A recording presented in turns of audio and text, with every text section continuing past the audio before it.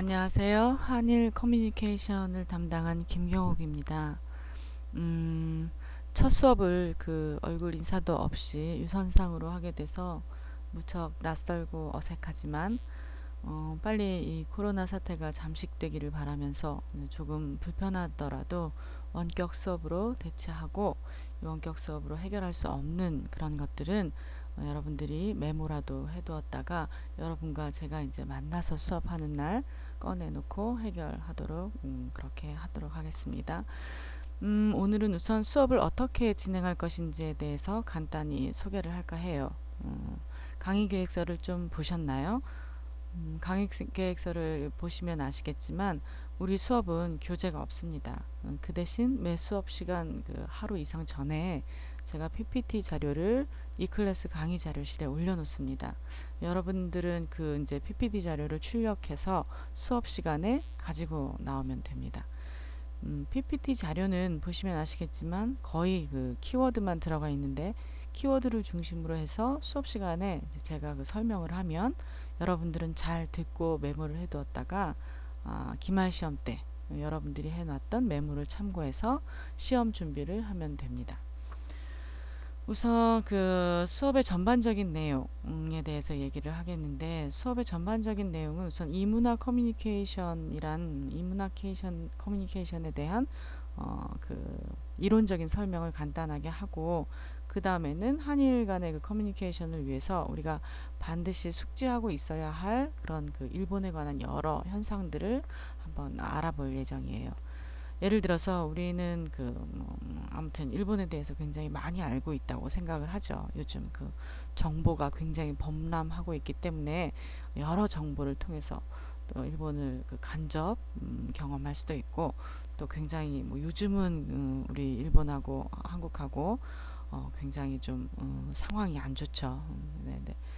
이 시기 이전까지만 해도 우리들은 언제 어느 때나 우리가 마음만 먹으면 일본에 갈 수 있었어요. 그래서 간접 경험이 아닌 그런 직접 경험을 통해서 우리가 일본을 아주 근접하게 접할 수 있었죠.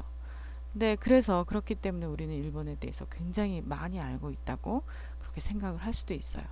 이게 그럴 수도 있겠지만 얼마나 정확하게 많이 알고 있느냐, 이거는 그들이 아니고는 또 모르는 그런 부분들이 있기 때문에 저희들만 가지고 있는 그런 착각일 수도 있어요.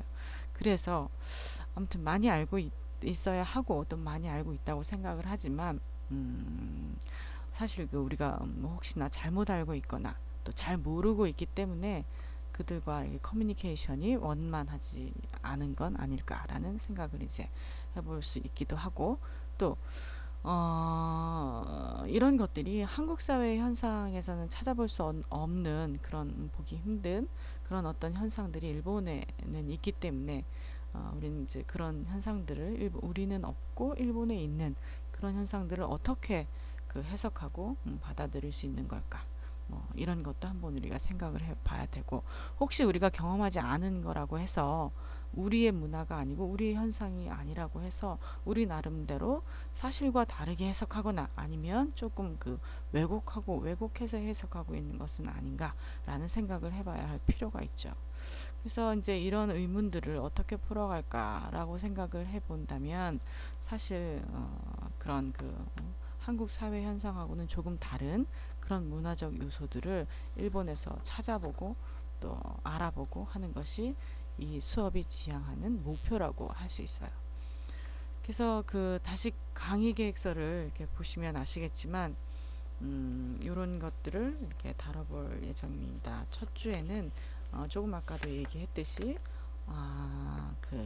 커뮤니케이션론에 대한 개화, 이제 이 수업에 관한 안내 설명을 마친 뒤에 바로 이제 오리엔테이션 없이 수업 내용으로 들어갈 텐데, 이문화 커뮤니케이션론에서 방법론에 대해서 우리가 알아볼 거고, 그 다음에 이 방법론에 대한 근거 찾아보기, 근거한 예 찾아보기를 했는데, 얘는 방법론을 설명하면서 그때 이런 예로 이런 방법론을 설명할 수 있다라고 얘기를 해줄 거예요. 그 다음에 4주차부터 이렇게 이건 뭐 1주차, 2주차 이 순서는 지금 그 원격 수업이 도입이 되면서 조금씩 달라질 수 있어요. 중간 시험도 마찬가지고 시기적으로 조금 뒤로 이제 그 우리 학사 일정에 맞춰서 미뤄질 텐데 아무튼 그, 그 방법론에 대한 그런 설명이 끝난 다음에는 우리가 그 5주차에 여기 이렇게 써 있죠. 한일 커뮤니케이션의 1, 2, 3, 4 이렇게 쭉 번호가 매겨져 있는데 5주차에는 우리가 모르는 일본, 또 6주차에는 우리가 모르는 일본인 뭐 이런 식으로 그 다음에 뭐 우리가 모르는 일본의 가치관, 그 다음에 일본의 종교, 일본의 교육, 물론 뭐 교육 방식이라든지 아니면은 뭐 굉장히 그 한국하고 일본 사회는 닮아 있는 부분이 많아요. 제도적으로도 그렇고 뭐 정책적으로도 그렇고 겉으로 보기에는 한국이나 일본이나 별반 다르지 않은데 라고 생각하는 부분이 많겠지만 사실 그 조금 더 이제 깊숙이 심도 있게 잘 자세히 들여다보면 같은 것 같으면서 비슷한 것 같으면서도 아주 다른 그런 어떤 현상들 그런 예들을 우리가 많이 볼 수 있어요. 교육도 학교 교육, 뭐 대중교육 이런 거 비슷한 것 같은데 교육 안에 들어가 보면 뭐 그 내용이 완전히 다르다거나 아니면 지향하는 바가 다르다거나 그런 그 이념이 다르다거나 그럴 수 있죠. 또 뭐 여기서 얘기하는 종교도 마찬가지고 가치관도 마찬가지예요. 종교 같은 경우에는 확실히 이제 확연하게 눈에 띄게 달라요. 어떻게 다르냐면 뭐 기독교 하나만을 예를 보더라도 요즘 뭐 저 특정한 기독교 종교 단체가 그 코로나 바이러스하고 그 연관이 되면서 좀 문제가 되기도 하고 글쎄 뭐가 문제인지는 저도 아직 잘 모르겠지만 한국 사회는 기독교가 굉장히 많잖아요. 근데 일본 사회에는 기독교가 그렇게 그 널리 보급되지 않았어요. 그런 내용. 종교는 겉으로 보기에는 일본하고 또 많이 다른 것 같지만 안으로 좀 심도 있게 들어가서 보면 또 한국하고 일본하고 닮아 있는 모습 뭐 이런 모습들도 많이 찾을 수 있고 가치관도 마찬가지죠. 가치관도 일본인들이 지향하는 현대를 살아가는 일본인들이 지향하는 가치관과 한국인들이 지향하는 가치관이 약간씩 달라요. 인간이면 모두 뭐 이런 가치관을 지니고 살 것이다라는 그런 그 생각을 막연하게 우리가 하게 되는데 이제 그 모두 다 같은 가치관을 지향하며 살 수는 없는 거죠. 그렇죠? 그래서 일본인은 일본인다운, 한국인은 한국인다운.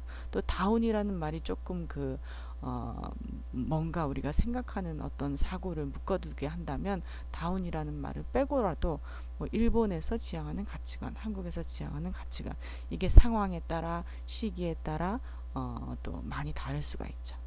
그런 여러 가지 우리가 모르는 우리하고는 좀 다른 일본의 가치관, 종교, 교육 뭐 아니면 일본인들 여기 그 13주에는 우리가 모르는 일본 젊은이라고 이렇게 되어 있는데 여러분들이 생각하는 여러분들의 그 내면적 외면적인 모습과 일본 젊은이들이 생각하는 내면적 외면적 모습 이런 것들 우리에게 보여지는 그런 일본 젊은이들의 모습들 이런 것들이 굉장히 많이 다를 수도 있죠. 그래서 그런 다른 부분들 이런 부분들을 찾아보면서 우리가 다른 걸 너무 우리식으로 해석하려고 하지 않았는가라는 그런 이제 그 것들을 한번 뒤돌아보고 그 다음에 그러면 어떻게 그들의 다른 부분, 우리와 다른 부분들 그런 것들을 우리가 이해를 해야 하는가 그런 이해를 통해서 그들과 좀 소통할 수 있는 그런 어떤 방법, 공간 뭐 이런 것들 좀 더 마련을 할 수는 없겠는가 이런 거에 대해서 고민해보고 그 방법을 찾아보는 그런 그 수업이 바로 우리가 갖는 한일 커뮤니케이션론이 지향하는 그런 그 수업의 목표라고 할 수 있어요. 그래서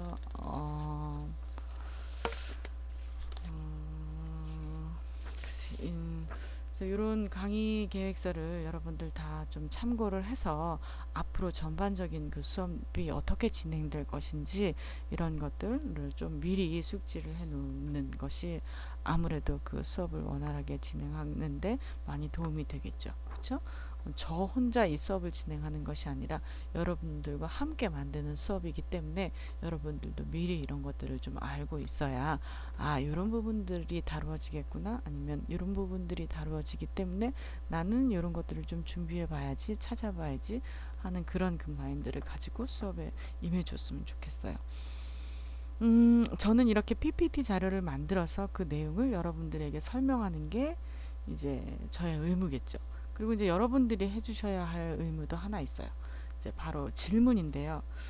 이 수업은 중간고사가 없습니다. 그래서 그 대신 여러분들의 질문으로 중간고사를 대신할 예정인데, 강의 계획서를 보시면 그 5주 차 이전까지 강의 계획서 어디에 나와요? 과제 부분에 질문에 대한 걸 약간 이제 간단하게 설명을 해놨어요. 질문은 여기 좀 읽어보면, 질문은 필수이므로 일본인과의 커뮤니케이션을 둘러싼 다양한 소재를 찾아보자. 그리고 공유하고 싶은 내용이나 정보의 출처 및 내용이 불분명하여 확인해야 할 내용에 대해 질문을 준비하자 라고 되어 있죠. 이게 그래서 5주차 수업 전까지 이 질문을 올리라고 되어 있는데, 무슨 얘기냐면, 평소에 여러분들이 그러니까 이 강의를 수강 신청을 하면서도 일본에 대해서 일본하고 어떻게 하면 커뮤니케이션이 좀 원활하게 될까, 이런 생각을 하고 이 강의를 수강 신청을 한 걸로 저는 알고 있어요. 그렇죠?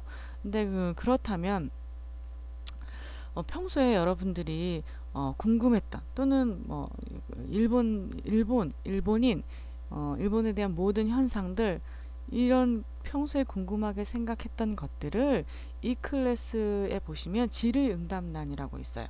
이 클래스 질의응답란에다가 여러분들의 질문을 올려주면 돼요. 질문은 어떤 것든 상관이 없어요.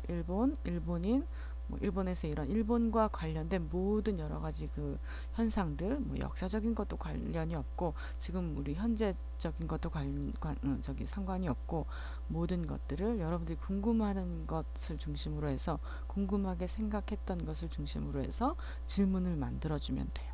질문의 질적인 거는 여러분들 기본적인 문장력 이런 것들로 이제 서술을 해주면 되겠고, 질문의 양은 너무 양이 방대하면 질문이 너무 많아져서 제가 대답을 해주기 곤란할 테니까, 질문의 양은 A4용지 글자 포인트 10으로 해서 A4용지 반장 정도면 될 것 같아요. 그렇게 질문을 여러분들이 질의응답란에 올려주시면 제가 질문에 대한 대답을 미리 준비를 해서, 여러분들이 5주차까지 올려주시면 그때부터는 저는 이제 그 질문들을 보고 질문에 대한 대답을 이제 준비를 하겠죠. 그런 대답들을 준비를 해서 수업 시간을 통해서 반 정도는 제가 준비한 PPT 자료를 가지고 수업을 하고, 또 나머지 50분은 여러분들이 질문해 온 그 내용을 가지고 그 내용에 대한 대답을, 아니면 또 여러분들의 생각을 듣는 것으로 수업에 반을 할애할 예정이에요. 그래서 50%는 제가 일방적으로 강의를 하고, 나머지 50%는 그것도 일방적인 대답이 되겠지만, 여러분들이 미리 질문을 올려주시면 그 질문에 대한 대답을 제가 미리 준비를 해서 그걸 여러분들에게 되알려주고, 또 여러분들은 제가 되알려준 드린 그 내용에 대해서 같이 여러분들의 다른 여러 가지 생각이라든지 질문 내용이라든지 이런 것들을 다시 이렇게 서로 얘기할 수 있는 그런 수업으로 만들려고 생각하고 있어요. 그래서 아무튼 여러분들 만나서 좀 더 자세히 설명을 하겠지만, 질문에 대한 걸 5주차 전까지 이 클래스에다가 올려주시고, 왜 이렇게 여러분들의 질문을 조금 유도를 하고자 하느냐면, 여기서 이런 일본에 관한 그런 수업을 오래 하다 보니까, 제가 일방적으로 여러분들에게 전해줘야 되겠다, 알려줘야 되겠다라는 것보다 그런 내용하고 여러분들이 정작 궁금해하는 내용하고 좀 이렇게 차가 벌어지는, 좀 그게 잘 일맥상통하지 않은 그런 부분들을 많이 발견할 수 있었어요. 오랜 세월 이렇게 강의를 하면서 제가 중요하다고 생각하는 부분을 일방적으로 이렇게 알려주고 전달하는 그런 그 강의를 하다 보니까 사실 좀 여러분들은 흥미를 없어할 수도 있고 여러분들의 관심사가 뭔지 제가 모르는 상태에서 그냥 일방적인 강의만 되고 있는 것 같았어요. 그래서 이거는 조금 저를 위한 수업이 아니고 여러분들을 위한 수업이기 때문에 그 여러분들이 뭘 궁금해 하는지 그런 부분을 좀 짚어서 알려줘야 되지 않을까. 또 좀 그런 부분들을 여러분들이 만약에 혼자 찾아본다면 좀 그 잘못된 그다음에 왜곡된 그런 그 정보들을 또 입수할 수도 있는데 그런 것들을 제가 같이 찾아준다면 잘못된 아니면 좀 바람직하지 않은 그런 정보들은 조금 이렇게 걸러낼 수 있는 그런 커버할 수 있는 그런 역할을 하지 않을까라는 생각에서 질문을 그 수업 시간에 받고 이 클래스를 통해서 받고 수업 시간에 여러분들에게 전달을 해주는 그런 형식을 취하려고 생각을 하고 있습니다. 아무튼 그 질문에 대한 거는 수업 시간에 자세히 여러분들에게 다시 한번 여러분들을 만나면 설명을 해 드리도록 하겠습니다. 그래서 일단은 오늘은 그 수업 내용을 어떤 내용으로 꾸려갈 것인지에 대해서 얘기를 했고, 다음으로는 그 평가에 대해서인데요. 평가는 요 강의 계획서에 나와 있는 대로 뭐 그 제가 지금 강의 계획서 출력한 게 잘려서 잘 안 보이네요.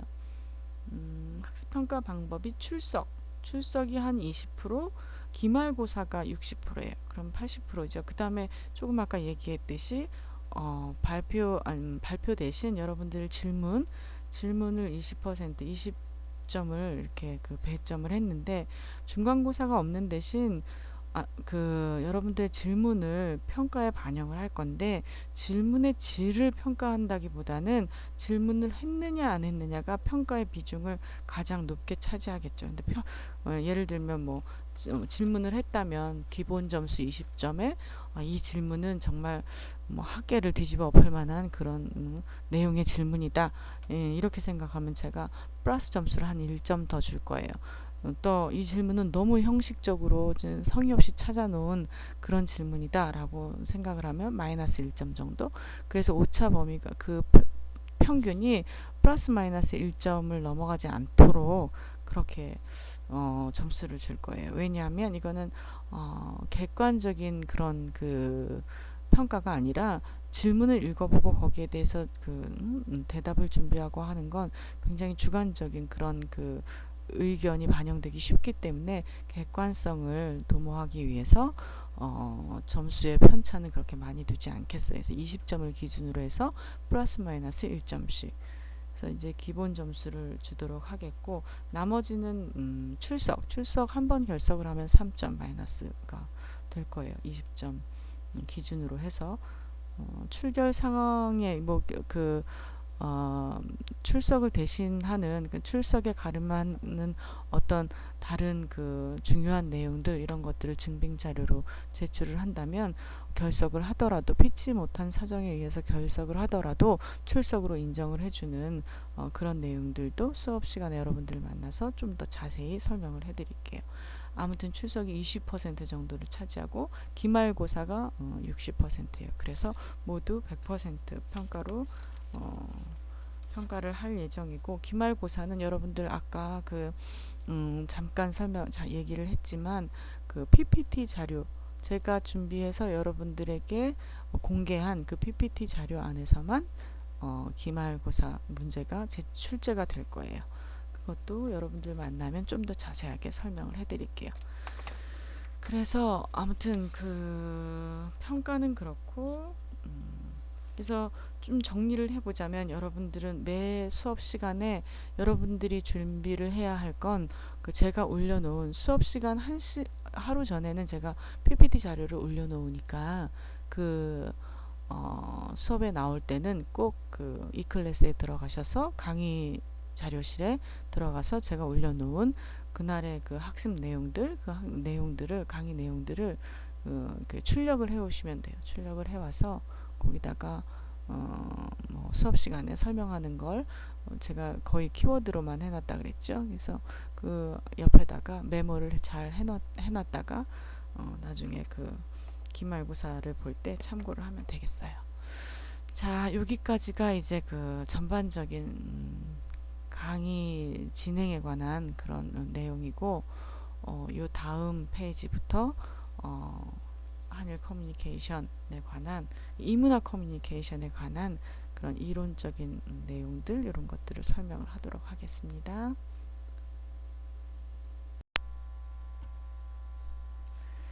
자, 그러면 본문으로 넘어가서 커뮤니케이션, 이 PPT 자료를 보면 그 두 번째 페이지에 커뮤니케이션하고 퀘션 마크를 찍어놨죠. 커뮤니케이션에 대해서 보면 정보를 전달하다 또는 전하다, 공유하다. 우리가 흔히 그냥 일반적으로 우리 보는 사전들을 살펴보면 이렇게 이제 사전적인 정의가 되어 있어요. 그래서 요 커뮤니케이션에 대해서 조금 더 자세하게 내용을 들여다보면 인간이 서로 의사, 감정, 사고를 전달하는 것으로 언어, 문자, 그 외의 시각, 청각에 호소하는 몸짓, 표정, 목소리 등의 수단으로 이루어진다고 이렇게 되어 있죠. 그래서 커뮤니케이션은 사실 그 언어뿐만이 아니라 그런 그 뭐 문자라든지 그 다음에 청각에 호소하는 몸짓, 표정, 목소리, 그 다음에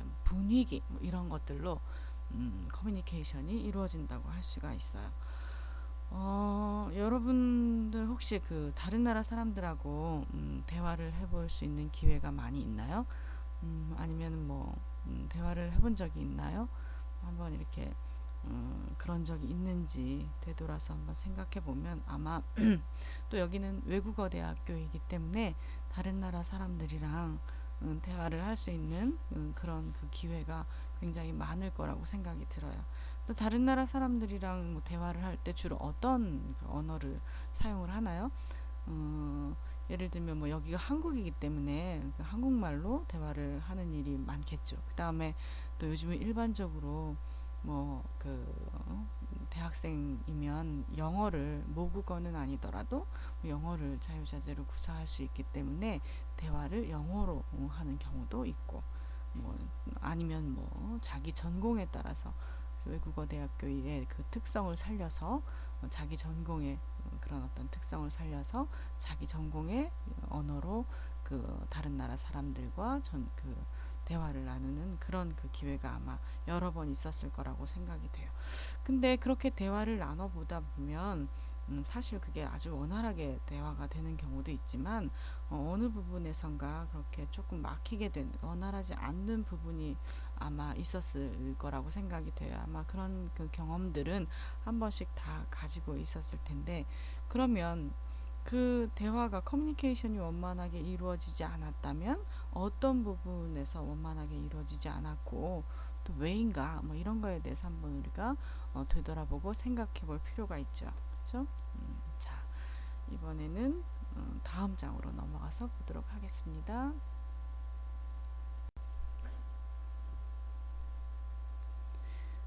이렇게 왜 커뮤니케이션이 원활하지 않은가라는 부분을 생각해 볼 때 그건 바로 그 문화가 서로 다르기 때문에 이 문화간이기 때문에 커뮤니케이션이 원활하지 않다라고 생각할 수 있어요. 그래서 우리가 이문화간 커뮤니케이션에 대해서 이제 그 공부를 하는 건데 사실은 그 이문화간 커뮤니케이션에 관한 그 학문은 미국을 중심으로 발전을 해오게 됐어요. 미국에는 지금도 보면은 한 900여 개의 대학에 커뮤니케이션이라는 그 과목을 개설을 해놓고 커뮤니케이션 그 학문을 그 발전시키고 있어요. 그래서 900여 개라는 그런 방대한 학과를 보더라도 얼마나 그 이문화간 커뮤니케이션에 있어서 그 학문적인 발전을 도모해 왔는지 알 수가 있죠. 그래서 이문화간 커뮤니케이션은 뭔가라는 그 용어 정의를 또 우리가 한번 봐야 될 텐데 PPT 자료에 나와 있는 걸 읽어보면 메시지 발신자와 수신자가 다른 문화 배경을 가지고 있는 경우에 일어나는 것.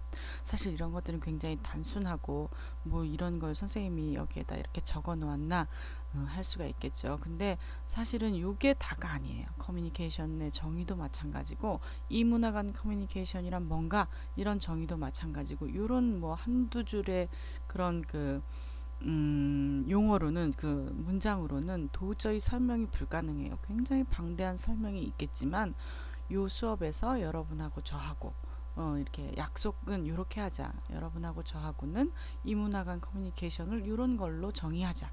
또 커뮤니케이션이라는 건 이런 용어로 정의하자. 라고 여러분하고 저하고만의 약속이지 사실은 이게 모든 이문화 간 커뮤니케이션의 모든 그 정의를 설명할 수 있는 건 아닌 거죠. 그렇죠? 그래서 아무튼 미국을 중심으로 해서 발전해온 커뮤니케이션, 이문화간 커뮤니케이션 학문이 사실은 자체적인 학문뿐만이 아니라 굉장히 연결이 되어 있는 여러 학문들을 가지고 있고 또 이런 이문화간 커뮤니케이션, 이문화 커뮤니케이션이 취급하는 학문이 굉장히 이제 다양하다고 할 수 있어요. 대략적으로 아주 다양한 학문에서 이문화 커뮤니케이션을 취급하고 있는데 대략적으로 좀 나눠보면 첫 번째는 기술, 관찰 요런 쪽의 학문에서 이문화 커뮤니케이션을 취급하고 두 번째는 설명이나 이론을 다루는 그런 학문에서 취급하고 세 번째는 실천, 응용하는 그 부분에서 커뮤니케이션을 취급을 해요. 첫 번째 기술 관찰 같은 경우에는 이게 무슨 말이냐면 서로 문화적인 배경이 문화 배경이 다른 사람들이 커뮤니케이션을 할 때 어떤 요인이 어떻게 커뮤니케이션에 영향을 미치나 이런 것들을 기술하고 관찰하고 하는 그런 형태가 이루어지겠죠. 그래서 이렇게 기술하고 관찰하는 분야에서 이문화 커뮤니케이션을 다루고 그 다음에 아까 두 번째 설명과 이론이라고 했죠. 왜 그렇게 행동하는가 또 그렇게 행동하는 메커니즘은 뭔가 뭐 이런 것들을 설명하고 이론을 세우고 이런 분야에서 이문화 커뮤니케이션이 취급하고 그 다음에 세 번째는 아까 실천 응용이라고 했죠. 그래서 이거는 뭐냐면 만약에 문화 배경이 다르기 때문에 커뮤니케이션에 문제가 생긴다면 그럼 어떻게 하면 오해라든지 아니면 커뮤니케이션 마찰이라든지 이런 것들을 피할 수 있을까? 이런 것들을 이제 궁리해내는 그런 학문 분야가 바로 실천, 응용 이런 학문 분야에서 다룰 수 있는 이문화 커뮤니케이션이라고 할 수 있어요. 그래서 요 페이지에서 여러분들이 주목하고 기억해둬야 할 건 아무튼 이런 학문들 여러 가지 이문화간 커뮤니케이션을 위해서 여러 분야에서 이런 학문 발전을 위해서 노력해 왔다라는 부분을 기억을 해두면 좋을 것 같아요. 자, 그러면 다음 페이지로 넘어갑시다. 자, 그러면 이문화간 커뮤니케이션을 연구하는 목적에 대해서 한번 알아볼 텐데 사실 이문화간 커뮤니케이션을 연구하는 목적이 옛날하고 지금하고는 좀 달라요. 옛날이라고 하면 시기적으로 근대를 포함한 그 이전이라고 할 수 있고 또 지금은 현대죠. 그래서 근대는 왜 다른 문화를 왜 연구했을까요? 여러분들 혹시 한번 생각해 본 적이 있나요?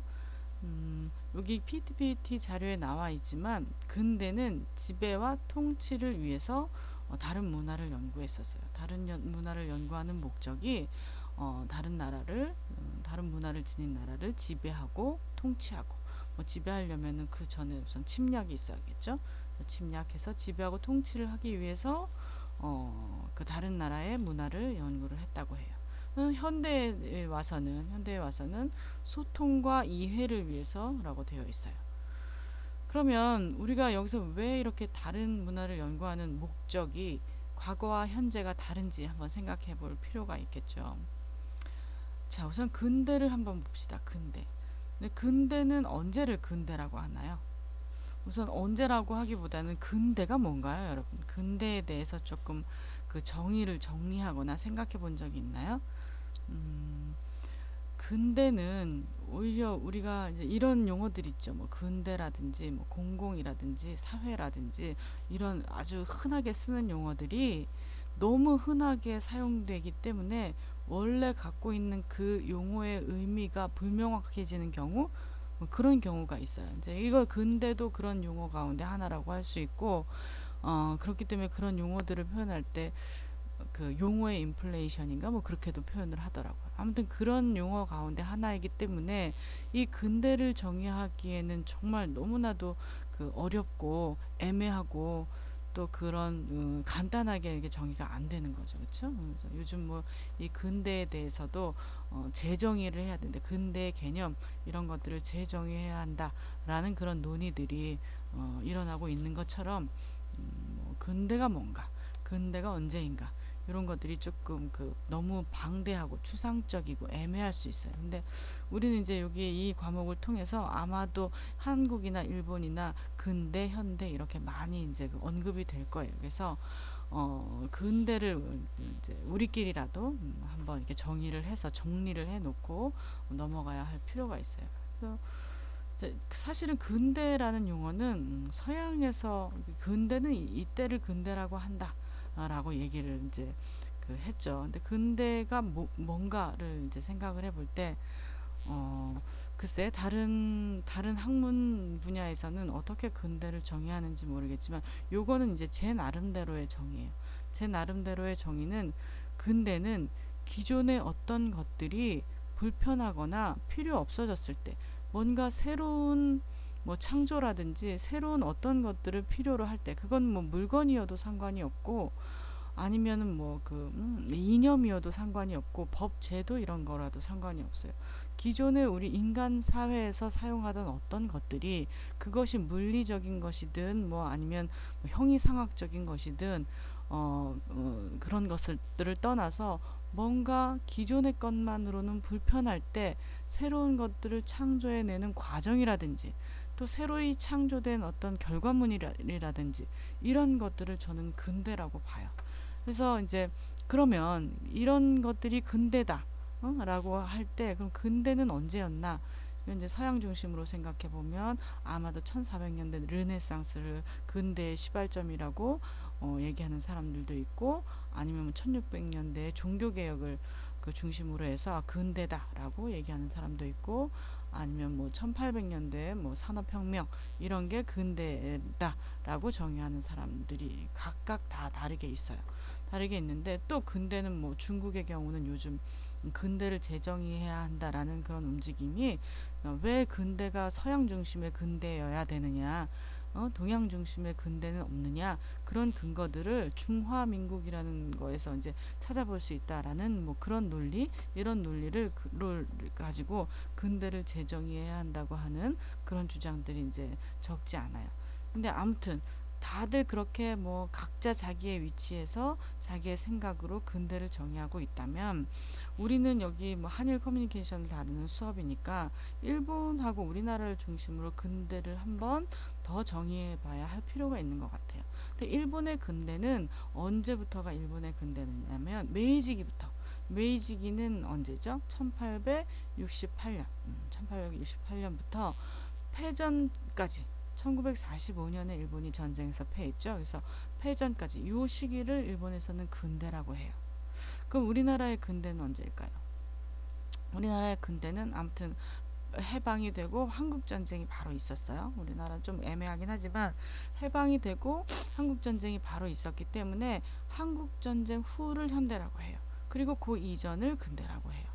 뭐 동학혁명부터가 근대다 뭐 여러 가지 역사학자들에 따라서 아니면 여러 뭐 학설에 따라서 근대를 뭐 다르게 정의하기는 하지만 어쨌든 간에 한국전쟁 이전 그 시기를 우리가 이제 근대라고 하고 한국전쟁이 끝난 다음부터를 우리가 이제 현대라고 하죠. 아무튼 그 시기에 이 근대는 그 근대의 특징은 국제법으로 식민지법이 통용되던 그런 시기였어요. 그래서 식민지법이 통용되었기 때문에 다른 나라를 연구한다, 다른 나라를 조사한다, 뭐 이런 거는 바로 그 식민 통치를 하기 위해서 침략을 하고 지배하고 통치를 하는 것을 원활하게 하기 위해서 다른 나라의 문화를 연구를 하고 다른 나라에 대해서 조사를 하고 그랬다고 해요. 그래서 그 뭐 한일 간의 그런 경우를 예를 들어 보더라도 일제강점기 때 어땠나요? 어, 일제강점기 때 그런 그 상황들을 보면은 일본이 조선에 관해서 관찰하고 또 조사하고 그 연구를 한 이유는 바로 침략을 해서 지배와 통치를 아주 원활하게 하기 위해서 뭐 이런 것들을 목적으로 그 일제강점기 일본이 한반도에 대해서 연구를 하기 시작했죠.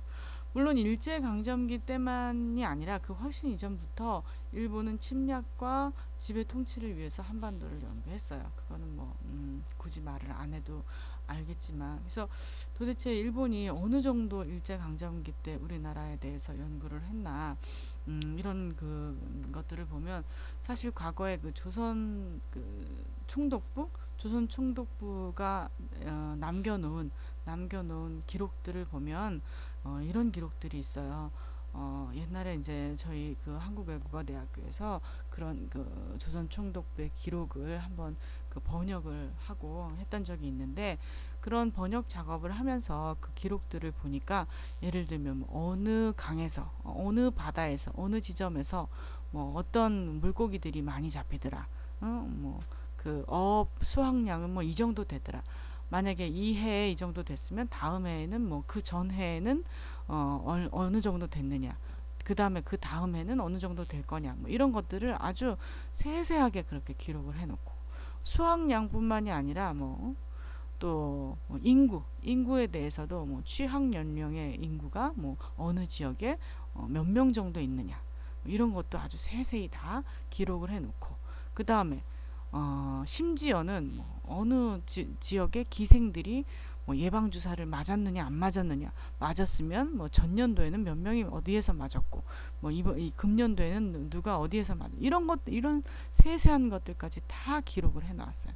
근데 이런 게 뭐 일본에서 한국의 조선의 그 기생들의 위생관념, 뭐 위생적인 그런 면, 이런 면들이 걱정이 돼서 그런 것들을 기록을 해놨을까요?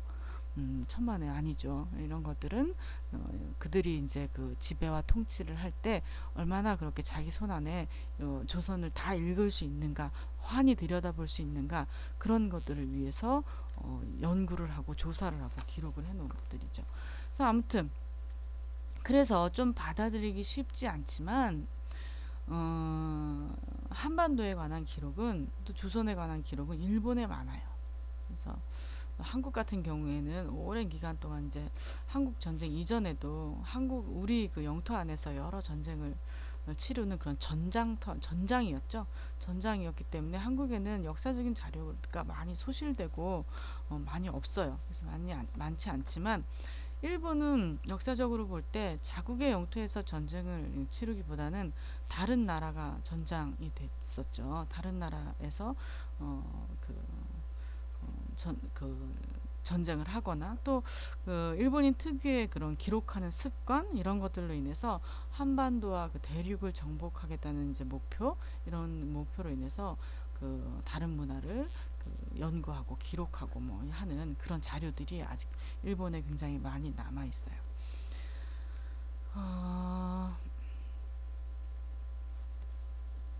그러면 일본에 대한 조사 연구는 어디에 많을까요? 미국이 아마도 이제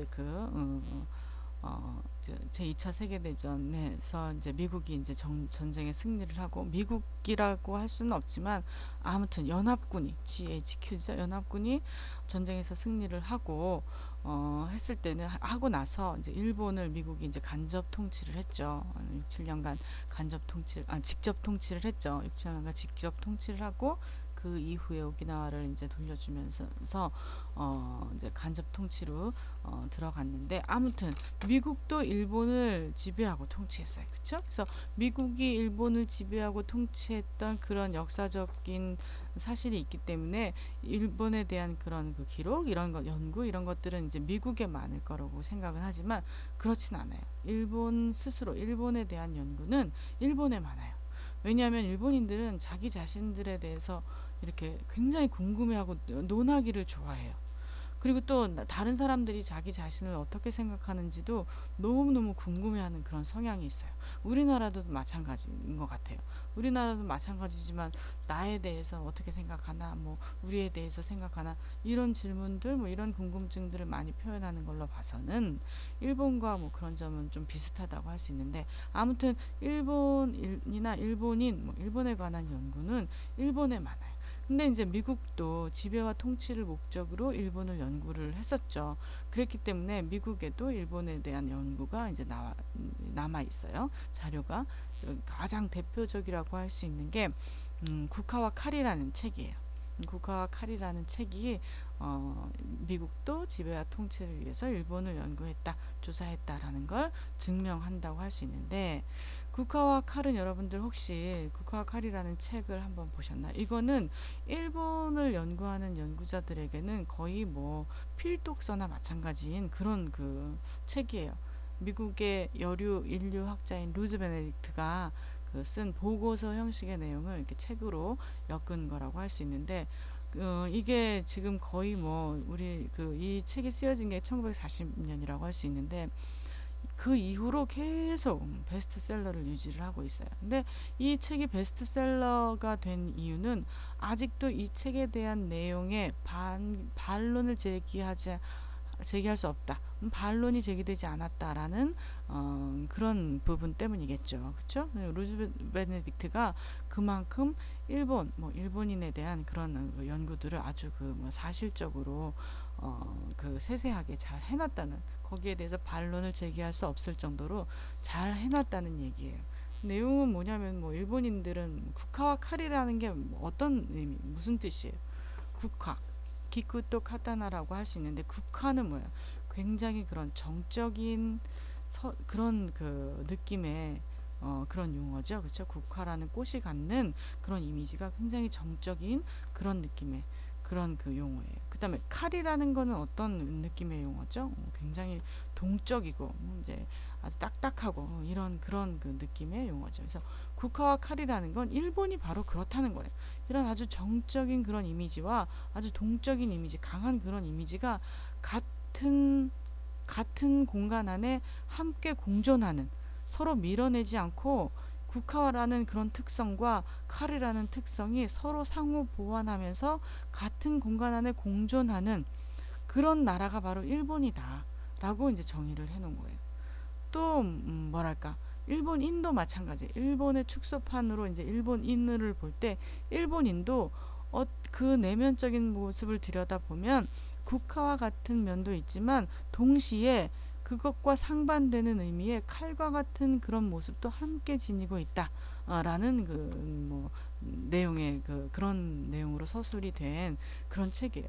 근데 루즈베네트가 이 책을 쓸 당시에는 이제 미국의 군부로부터, 아마 미국의 그 지도층으로부터 일본에 대해서, 앞으로 우리가 이제 일본하고 전쟁을 할 텐데 일본에 대해서 연구를 해라, 조사를 해라라는 그런 명을 받았겠죠. 그래서 이제 그런 일본에 대해서 조사를 하는데, 루즈 베네딕트는 사실 일본에는 한 번도 와본 적이 없대요. 일본에 한 번도 와본 적이 없지만 미국에 있는 일본인들, 아니면은 뭐 포로로 잡혀온 일본인들, 이들을 상대로 계속 이제 이들을 인터뷰를 하고 이들을 겪으면서 이제 쓴 내용인데, 그럼에도 불구하고 일본인에 대해서 아주 뭐 예리하게, 사실에서 벗어나지 않게 그런 통찰력으로 이제 일본인을 관찰하고 조사하고 그렇게 서술이 되어 있다는 게, 오늘날 루즈 베네딕트가 쓴 책이 베스트셀러를 유지하는 그런 핵심적인 그런 요소가 되겠죠. 그래서 아무튼 미국도 지배와 통치를 위해서 일본을 연구를 하기는 했으나, 이제 뭐 미국에 그렇다고 해서 일본에 대한 연구가 미국에 더 많다라고는 할 수는 없고, 아무튼 일본에 대한 연구는 일본에 많아요. 자, 이렇게 근대는 지배와 통치를 위해서 다른 문화를 연구를 했었기 때문에 2차 세계대전이 끝나고 사람들은 뭐 다들 이렇게 반성을 하게 시작한 거죠. 반성을 하기 시작한 거죠. 이런 뭐 서로 지배하고 통치하고 침략하고 이런 인류의 역사는 반복되지 말아야 한다. 뭐 이런 생각으로 현대에 들어와서는 다른 문화를 연구하는, 그러니까 이 문화를 연구하는 목적이 지배와 통치가 아니라 서로 소통하고 해결, 뭐 이해하고 이런 것들을 이제 목적으로 다른 문화를 연구를 해야 된다라는 생각에 이제 이르게 된 거죠. 그래서 나오게 된 게 바로 이제 문화 상대주의적 사고라고 할 수 있어요. 어, 사실 그 문화 상대주의에 대해서는 조금 설명이 길기 때문에 한 시간, 요 시간 안에 다 할 수 없을 것 같고, 그래서 문화상대주의, 또 문화상대주의뿐만이 아니라 문화상대주의가 이제 거론이 되고 주장이 되기 시작하면서, 아, 문화상대주의가 다냐? 그렇지 않다. 반문화상 그렇지 않다. 문화상대주의의 허점을 비판하고 한 것이 바로 이제 또 반문화상대주의예요. 여러분들 좀 상대주의 뭐 이런 것들은 조금 빨리 와닿을 수 있겠지만, 문화상대주의 그 앞에 문화자를 집어넣어서 문화상대주의 하면 여러분들 빨리 떠오르는 그런 게 아마도 좀 떠오르기가 힘들 거예요. 그래서 문화상대주의, 반문화상대주의 이거에 대해서는 그 다음 장을 통해서, 여러분들의 다음 장은 아니군요. PPT 자료가 다음 자료로 넘어가기 때문에 요거는 따로 녹음을 하나 해서 문화상대주의, 반문화상대주의를 설명을 하도록 할게요. 아무튼 이 페이지에서 여러분들이 좀 그 정리를 하고 기억해 둬야 할 거는, 근대는 지배와 통치를 위해서 다른 문화, 상대의 문화를 연구했다. 지배와 통치가 목적이었다. 연구하는. 그 다음에 현대에 들어와서는 이런 것들을 반성을 하면서 지배, 통치, 침략 이런 그 2차 세계대전이 끝나면서 그 인류가 전체적으로 이제 다시는 이런 그 참혹한 전쟁, 이런 건 어떤 전쟁도 정당한 전쟁은 되지 않는다라는 그런 생각에서 서로 이제 그 침략, 또 지배 통치 이런 것들은 우리가 지양해야 한다라는 그런 그 의도에서 다른 그런 다른 문화를 연구할 때 다른 방법을 찾아야 한다라는 그런 반성을 하게 된 거죠. 그래서 현대에는 뭐 소통과 이해 이런 것들이 이제 그 다른 문화를 연구하는 그런 목적이 되겠어요. 그래서 요 안에서는 그리고 사실 이제 한일 커뮤니케이션, 한일 그 이문화 간의 커뮤니케이션을 연구하다 보니까 이 배경에 대해서는 조금 알아야 될 것 같아요. 우리가 아까 얘기했던 뭐 근대가 뭐냐, 근대의 배경은 어떠냐, 르네상스, 종교개혁 뭐 이런 것들을 줄줄 얘기했는데, 그런 것들을 기억하기보다는 제가 상황을 좀 느낌으로 알았으면 좋겠어요. 요 근대에는 한일 관계가 요랬는데 이 상황에서 일본이 일본은 전쟁을 한 번도 자기네 한번 청일 전쟁 생각해 보세요. 청일 전쟁 어디서 일어났죠? 청일 전쟁은 일본하고 청나라하고 한 전쟁이에요. 근데 이 전쟁 어디서 했어요? 일본이 아니에요. 청일 전쟁도 한국에서 했어요. 한반도에서 했어요. 러일 전쟁은 그럼 어디서 했죠? 러일 전쟁도 한반도에서 했어요. 이거 좀 이해하기 어려운 부분이죠. 이거 납득하기 쉽지 않죠. 어떻게 청나라하고 일본하고 그 전쟁을 하는 전장터가 한반도가 될 수가 있고, 어떻게 러시아하고 일본하고 전쟁을 하는 전장터가 한반도가 될 수가 있어요. 근데 어쨌든 역사는 그렇게 돼 있어요. 그쵸? 러일 전쟁, 청일 전쟁 다 한반도에서 치러진 그런 전쟁이에요. 옛날에 과거에 제가 유학할 때 그래서 이런 걸 이렇게 예를 들어서 일본 친구들한테 설명을 한 적이 있어요. 자, 내 집에 A라는 친구와 B라는 친구가 놀러 왔는데 나의 어떤 의사와는 상관없이, 나의 의견과는 상관없이 두 사람 사이에 싸움이 일어났다. 싸움이 일어났는데 그것도 어떻게 싸우느냐, 뭐 말로만 싸우는 게 아니라 막 내 방에 있는 물건들을 막 집어 던지면서 그렇게 싸웠다. 그리고 자기네들은 네가 이겼네, 내가 이겼네 하고 집으로 돌아갔다. 그럼 나는 뭐냐?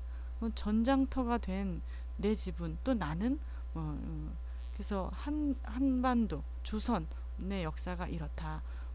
한중일 삼국 아니면 러시아와 일본과 한국 이런 삼국의 관계가 역사적으로 이랬었다라는 거를 이제 예를 들어서 설명한 적이 있어요. 그래도 그들은 잘 못 알아듣는 경향이 있고, 어, 아무튼 그래서 그런 배경에 대해서 여러분들이 조금 기억을 해뒀으면 좋겠고, 문화상대 현대에 들어와서 왜 그 소통과 이해를 위해서 연구를 하게 되었나, 연구 목적이 왜 그렇게 바뀌었나에 대해서는 문화상대주의, 반문화상대주의를 설명을 하면서 그 마무리를 짓도록 하겠어요. 자, 다음 장에서 봅시다.